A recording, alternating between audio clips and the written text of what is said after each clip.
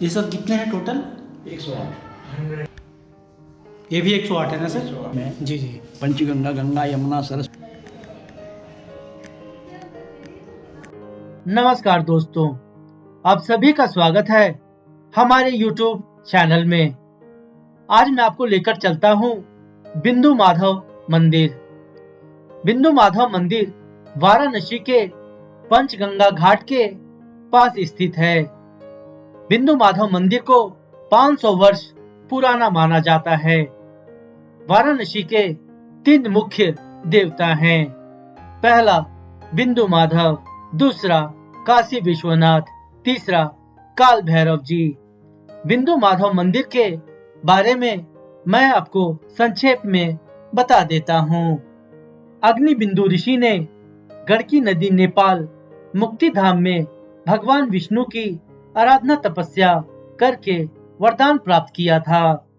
तब भगवान विष्णु ने बिंदु ऋषि को आदेश स्वरूप यह कहा कि आप मेरे नाम के साथ अपना नाम जोड़कर आनंद वन में बिंदु माधव के रूप में मुझे स्थापित करें। मैं आपके साथ रहकर भक्तों को सदैव दर्शन देता रहूंगा। अग्नि बिंदु ने आनंद वन में भगवान की स्थापना बिंदु माधव के रूप में की। बिंदु माधव मंदिर में आपको 324 शिवलिंग के भी दर्शन होंगे, जो नर्मदा, विश्वनाथ और सोमनाथ से लाए गए हैं। इसके अलावा पंचगंगेश्वर के भी आपको दर्शन होंगे। इसके अलावा मंदिर में एकादशी माता, बिंदु गणेश, दत्तात्रेय के विग्रह के भी आप दर्शन कर पाएंगे। और इस मंदिर के बारे में विस्तार से जानते हैं। चलिए इस मंदिर के आचार्य मुरलीधर गणेश पटवर्धन जी से। ये बिंदु माधव मंदिर है। जी सर। अग्नि बिंदु ऋषि ने गंडकी नदी नेपाल मुक्तिधाम में भगवान विष्णु की तपस्या आराधना करके इस विग्रह को प्राप्त किया और यहाँ ला करके आनंद वन में इसका स्थापना किया। ये पूर्व में अब बगल में मस्जिद है जी जी। और वहाँ पर इसकी स्थापना हुई थी। मस्जिद का क्या नाम है सर? उसका नाम है आलमगीर मस्जिद, जिसको माधवराज का धरेरा भी कहते हैं। अच्छा अच्छा। तो अग्नि बिंदु ऋषि ने उस समय उस काल में ला करके वहाँ पर स्थापना किया था। उस मंदिर को राजा मान सिंह ने बहुत बड़ा मंदिर बनाया था, जिसका परिसर दशाश्वमेध घाट तक था। 1500 में तवारणीय यात्री जो यहाँ पर आया हुआ था फ्रांस का, उसने अपने पुस्तक में, यदि बनारस करके पुस्तक है, उसमें उसने पूरा उल्लेख बिंदु माधव मंदिर का किया हुआ था कि बहुत बड़ा मंदिर था, बहुत बड़ी बड़ी मूर्तियाँ उसमें थी और उसका परिसर दशाश्वमेध घाट तक था। इसका वर्णन उन्होंने अपने पुस्तक में किया हुआ है। तो अग्नि बिंदु ऋषि ने यहाँ ला के स्थापना किया, इसलिए अग्नि बिंदु का बिंदु और माधव विष्णु का नाम इसलिए बिंदु माधव के नाम से, भक्त के नाम से हो गया बिंदु माधव। ये विष्णु की मूर्ति है। शंख, चक्र, गदा, पद्म, महालक्ष्मी साथ में है।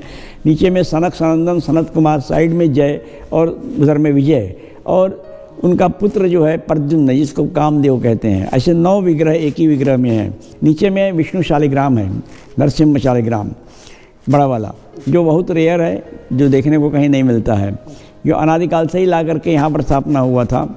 तो ये अग्नि बिंदु का बिंदु और माधव विष्णु का नाम इसलिए बिंदु माधव के नाम से यहाँ पर स्थापना हुआ। ये काशी में बिंदु माधव के नाम से है, प्रयाग में वेणी माधव हैं, रामेश्वर में सेतु माधव, पिठापुर आंध्र प्रदेश में कुंती माधव, श्रीरंगम मंदिर में सुंदर माधव। इस तरह पूरे भारतवर्ष में 5 माधव स्थापना है, जिसमें ये बिंदु माधव काशी में मुख्य देवता हैं यहाँ के।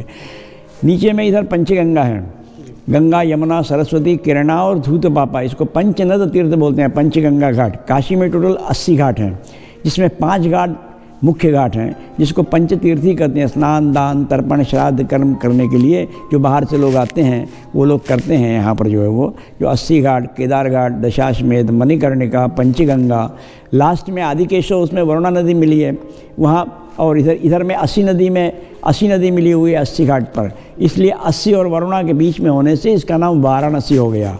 पूर्व नाम आनंदवन है। इसका संकल्प है आनंदवने महाश्मशाने गौरी मुखे त्रिखंड कविराजिते आर्यावर्तिक देशे। ये अविमुक्त वाराणसी क्षेत्र है महाश्मशान होने से। महाभारत काल में इसका नाम काशी हो गया। दिवोदास राजा थे, उनका नाम काशीराज था, उनके नाम से काशी हो गया इसका नाम। मुगल काल में औरंगजेब ने इसका नाम बनारस कर दिया, इसलिए इसको 4 नाम से जानते हैं। ये बिंदु माधव, काल भैरव, काशी विश्वेश्वर 3 मुख्य देव हैं यहाँ के। विश्वेशम माधवम धुंडिम दंडपाणी भैरवम वंदे काशी गुहा गंगा भवानी मणिकर्णिका। ऐसा संपूर्ण काशी यात्रा का है। ये बिंदु माधव क्षेत्रपाल देवता हैं, काल भैरव क्षेत्र रक्षक, काशी विश्वनाथ मोक्षदायक। ये महाश्मशान होने से ये भगवान विष्णु ने महाश्मशान पर बैठ करके मनुष्य के मोक्ष प्राप्ति के लिए वहाँ पर तपस्या किया और भगवान शंकर को ये आदेश दिया कि आप यहाँ एक महाश्मशान की रचना करो और यहाँ पर मनुष्य का मोक्ष प्राप्त होना चाहिए। इसलिए जब मनुष्य का देह यहाँ पर जले उस समय उसको तारक मंत्र, राम नाम का तारक मंत्र दे करके उसको मोक्ष प्राप्ति के लिए करो। तो ऐसा आज भी प्रचलित है। कार्तिक मास में इनका उत्सव होता है। मेन उत्सव बिंदु माधव का कार्तिक मास में होता है, 1 मास तक होता है, शरद पूर्णिमा से कार्तिक पूर्णिमा तक। तो सुबह में कार्तिक पूर्णिमा में इसमें ऐसा है कि मंगल आरती होती है, उसके बाद श्रीखंड आरती होती है, उसके बाद मक्खन आरती होती है और भगवान का 1 महीने तक अलग अलग प्रकार से श्रृंगार होता है। देवोत्थानी एकादशी होती है, उस समय भगवान का शेषशाही पर श्रृंगार होता है। द्वादशी को घोड़े पर श्रृंगार होता है, उस दिन तुलसी विवाह होता है। त्रयोदशी को भगवान झूले पर बैठते हैं। चतुर्दशी को भगवान विष्णु ने भगवान शंकर को ये काशी दान में दिया हुआ है, इसलिए इसको शिवस्य हृदयम विष्णु विष्णुस्य हृदयम शिवम। उस दिन उनका श्रृंगार हरिहर श्रृंगार कहते हैं उसको, आधे में शिव और आधे में विष्णु, इस तरह श्रृंगार होता है। पूर्णिमा के दिन उसका तुलसी का अर्चन होता है, 1 कोटि तुलसी का अर्चन वैकुंठ चतुर्दशी के दिन रात में होता है। पूर्णिमा को हाथी पर श्रृंगार होता है, फिर देव दीपावली का कार्यक्रम होता है और यहाँ अन्नकूट का कार्यक्रम होता है। उसी के साथ इसका समापन कार्तिक मास का होता है। ये बिंदु माधव क्षेत्रपाल देवता काशी के हैं। सर आपका परिचय आपने नहीं दिया। हमारा परिचय है, हम आचार्य मुरलीधर गणेश पटवर्धन। इस मंदिर को वर्तमान में जो 500 वर्ष हो चुका है, इसको शिवाजी महाराज ने इसको बनवाया था उस काल में, जिस समय वहाँ तोड़ा गया। तो 1669 में ये तोड़ा गया, औरंगजेब ने तोड़ा, और 1672 में शिवाजी महाराज ने इसको बनाया।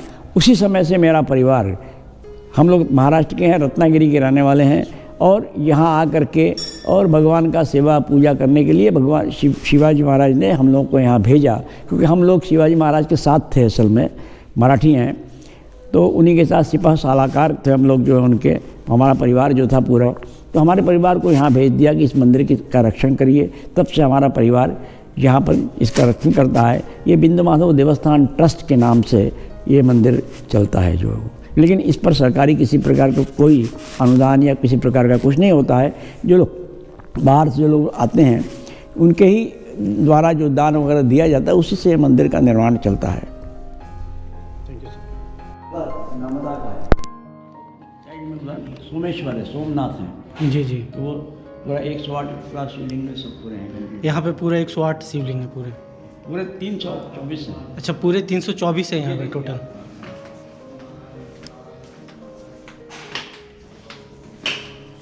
जी अरे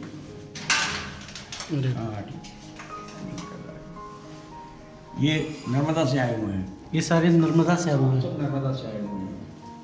ये सब कितने हैं टोटल? 108। अच्छा, 108 शिवलिंग है। ये सारे नर्मदा नदी से आए हुए हैं। नर्मदा नदी से।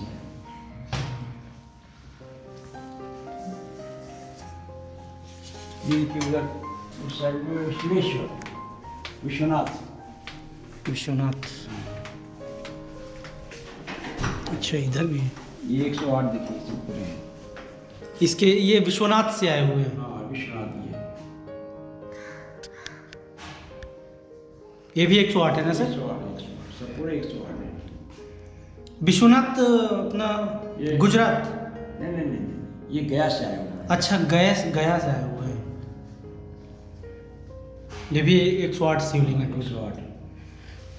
मतलब ये बंद रहता है, ऐसे मालूम नहीं पड़ता है। हाँ, नहीं बंद इसको किए रहते हैं, ये करते हैं। और ये जो बाहर शिवलिंग रखे हुए ये हैं सब सर? शिवलिंग की स्थापना लोगों ने किए हुए हैं सब। अच्छा, लोगों ने स्थापना की है, मतलब अपने मन्नत के हिसाब से। ये बिंदु गणेश है। ये बिंदु गणेश है। जय गणपति बप्पा। ये पंचगंगेश्वर है, जो पंचगंगा हमने बताया नीचे में। जी जी। पंचगंगा, गंगा, यमुना, सरस्वती, किरणा और धूत पापा, तो ये पंचगंगेश्वर है। ये पंचगंगेश्वर है। हाँ। ये एकादशी माता की त्रिमूर्ति है सामने जो, एकादशी माता। जिसको एक आज व्रत है, जिसे एकादशी है आज। अच्छा अच्छा और अच्छा। राम लक्ष्मण सीता उनका जो है विग्रह है। राम लक्ष्मण सीता जी। और ये दत्तात्रेय। हाँ, ये दत्तात्रेय का विग्रह है। अत्रि मुनि के लड़के हैं ये, अत्रि मुनि अंशया और अत्रि मुनि दोनों के पुत्र हैं जी। और ये देखिए ना, ये सोमनाथ से आए हुए हैं, इसको सोमेश्वर कहते हैं। ये भी 108 है। ये सोमनाथ से आए हुए हैं, ये भी 108 है। हाँ, ये भी 108।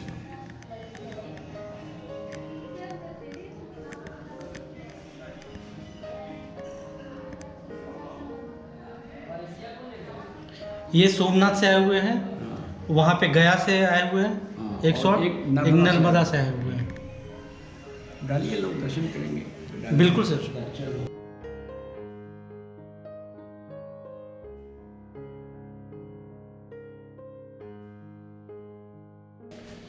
ये लोग तो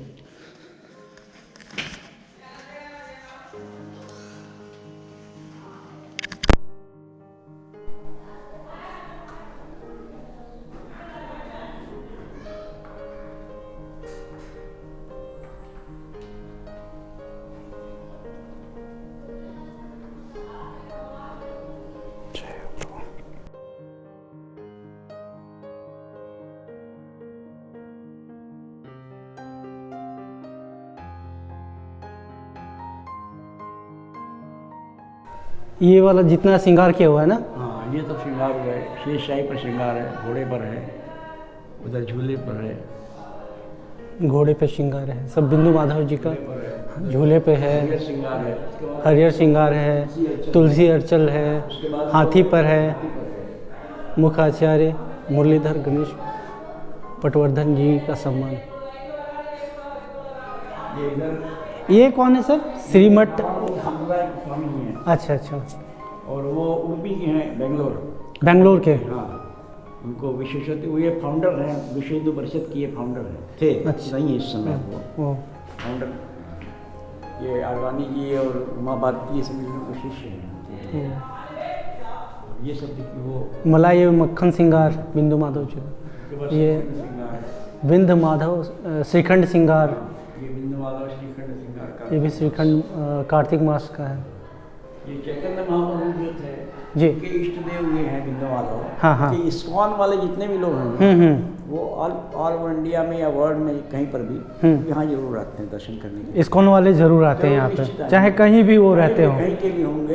अगर बनारस देश विदेश कहीं भी, तो बनारस आए तो यहाँ बिंदु माधव मंदिर में जरूर आना आएंगे। ही आना है, निश्चित आना है। उनके इष्ट देव है ना, क्योंकि ये चैतन्य महाप्रभु जी के इष्ट देव हैं ये। चैतन्य महाप्रभु जी के इष्ट देव हैं बिंदु माधव जी। जब भी आते तो यहीं आते थे, इनका भजन पूजन कीर्तन वगैरह यहीं पर करते थे। उन्होंने अपनी पुस्तक में भी बिंदु माधव बहुत वर्णन लिखा हुआ है। अच्छा अच्छा। तो आचार्य जी ने हमें बहुत कुछ बताया बिंदु माधव मंदिर के बारे में। तो आप जब भी बनारस आएँ तो आप पंचगंगा घाट पे ज़रूर बिंदु माधव मंदिर में ज़रूर आए, दर्शन करें और आचार्य जी से मिले। वो अच्छे से आपको पूरा मंदिर घुमाएंगे। और बगल में एक कौन सा तिलंग स्वामी मठ भी है। तिलंग स्वामी मठ। हाँ, जस्ट 2 कदम पे तिलंग स्वामी मठ भी है। आप वहाँ भी ज़रूर जाएं, क्योंकि बहुत लोगों को मालूम नहीं है यहाँ के बारे में। मुझे भी मेरे एक दोस्त ने बताया, तो मैं बिंदु माधव मंदिर आया हूँ। तो आपको आके बहुत अच्छा लगेगा और ज़रूर बिंदु माधव भगवान के दर्शन करने आप ज़रूर आएँ। पंचगंगा घाट से जैसे ही आप ऊपर आएंगे, मतलब कुछ सीढ़ियाँ आपको चढ़नी पड़ेगी। काल भैरव से भी आप आराम से 5 मिनट में आ सकते हैं। अच्छा, काल भैरव से 5 मिनट लगेगा? 5 मिनट लगेगा केवल यहाँ आने के लिए। और बोट से भी आ सकते हैं, दोनों तरफ हाँ, से। बोट से तो आप आ ही सकते हैं। काल भैरव मंदिर तो आप जाते ही जाते हैं। हाँ। विश्वनाथ मंदिर दर्शन करने के बाद काल सीधे यहाँ से आ जाएंगे। हाँ, तो वहाँ से 5 मिनट आपको लगेगा यहाँ आने के लिए। तो आप किसी भी पूछ लेंगे तो आपको रास्ता बता देंगे। पंचगंगा घाट बिंदु माधव बताएंगे तो आ जाएंगे वो। हाँ, तो वो ज़्यादा आपको आसान होगा। आसान होगा। तो काल भैरव से 5 मिनट का रास्ता है, तो आप यहाँ पे ज़रूर आइएगा। और मैं मिलता हूँ आपसे थोड़ी देर में। और जो भी यहाँ पे मतलब ये कार्तिक मास वगैरह में कार्यक्रम होता है, तो उसका क्या चार्जेस है, फ़ोन नंबर वगैरह मैं सारा डिस्क्रिप्शन बॉक्स में डाल दूँगा। और आप उस पर फ़ोन करके अगर आपको आरती वगैरह करानी है, जो भी कार्यक्रम कराना है, आप आचार्य जी से डायरेक्ट बात कर सकते हैं। तो इस वीडियो को लाइक शेयर सब्सक्राइब ज़रूर कीजिएगा, ज़्यादा से ज़्यादा शेयर कीजिएगा कि इस मंदिर के बारे में वाराणसी में जो भी लोग आते हैं उन्हें इस मंदिर के बारे में पता चले। तो हम मिलते हैं आपसे थोड़ी देर में। कार्तिक मास नित्य कार्यक्रम हाँ, मानधान। कार्तिक मास नित्य कार्यक्रम जो होते हैं कार्तिक मास में, हाँ हाँ, उनका ये सब मानधन जो होता है उनका खर्च करने का।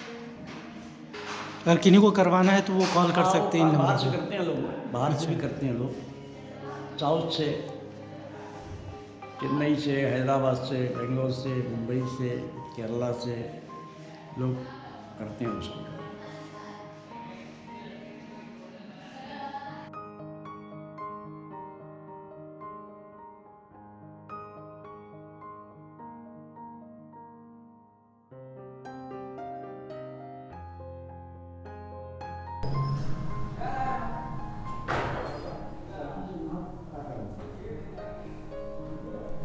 और ये आचार्य जी का ऑफिस है, आचार्य जी यहीं रहते हैं और इसके ऊपर आई थिंक जाना मना है। आचार्य जी यहीं रहते हैं इसी ऑफिस में। और यहाँ से आपको चढ़ना है, जूते यहाँ पे उतार दें आप, और सैनिटाइज़र यहाँ रखा हुआ है।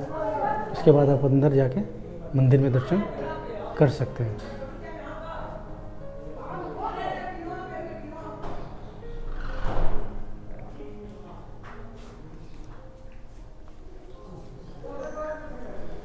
तो मुझे लगता है कि जब भी आप वाराणसी आएंगे तो बिंदु माधव मंदिर में आप ज़रूर आएंगे।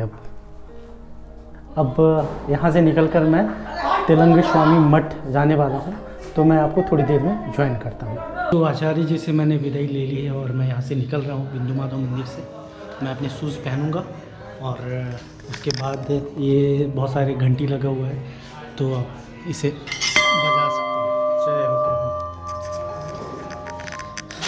और मैं अपने शूज़ पहन लेता हूँ। शूज़ यहाँ खोलने का, सीढ़ी से चढ़कर आप शूज़ नीचे खोल सकते हैं। यहाँ पे शूज़ पहन लेता हूँ। खुला है, खुला है।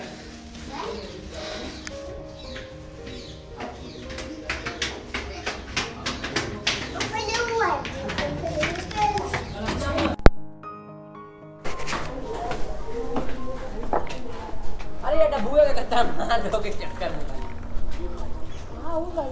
और ये सामने मंदिर है, इसी रास्ते से मैं गया था ऊपर।